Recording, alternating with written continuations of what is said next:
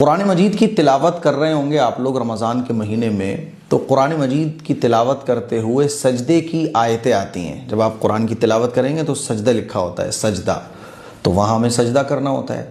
سجدہ کرنے کا یعنی سجدہ تلاوت ادا کرنے کے دو طریقے ہیں۔ ایک طریقہ تو یہ کہ جیسے ہی آپ قرآن مجید کی تلاوت کر رہے تھے، جیسے ہی سجدے کی آیت آئی، آپ نے اس آیت کو تلاوت کیا تو آپ فوراً قرآن مجید کو بند کیجئے اور سجدہ کر لیجئے۔ بیٹھے بیٹھے یا آپ چیئر پہ بیٹھ کے قرآن پڑھ رہے ہیں تو بس آپ اس طرح سے قرآن شریف کو رکھیے اور کھڑے ہو کے ڈائریکٹ سجدے میں چلے جائیے۔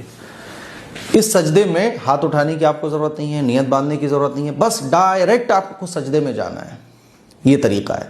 دوسرا طریقہ یہ ہے کہ جب آپ کے 30 پارے مکمل ہو جائیں، پورا قرآن مجید آپ کا مکمل ہو گیا، تو آپ اکٹھے 14 سجدے بھی کر سکتے ہیں۔ ٹھیک ہے، دونوں طریقے درست ہیں۔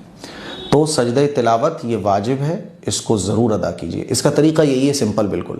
اگر آپ 14 سجدے اکٹھے کر رہے ہیں تو آپ سب سے پہلے کھڑے ہو جائیں، قبلے کی طرف رخ کیجئے، آپ کا وضو ہونا چاہیے، ہاتھ کچھ بھی نہیں اٹھانا۔ جیسے ہم رکوع سے کھڑے ہوتے ہیں نا اور ڈائریکٹ سجدے میں جاتے ہیں، بس ایسے ہی سجدہ کرنا ہے۔ آپ سجدے میں جائیے اور سجدہ کرنے کے بعد اللہ اکبر کہہ کر آپ جیسے اتحیات میں بیٹھتے ہیں ایسے بیٹھیے، 1-2 سیکنڈ کا بریک لیجئے، پھر سجدہ کیجئے، پھر بیٹھیے، پھر سجدہ کیجئے۔ اس طرح سے آپ 14 سجدے مکمل کیجئے۔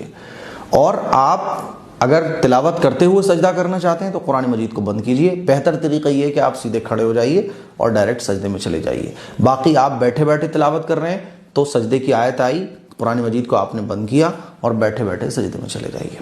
یہ ہے سجدہ تلاوت ادا کرنے کا طریقہ۔ السلام علیکم ورحمۃ اللہ۔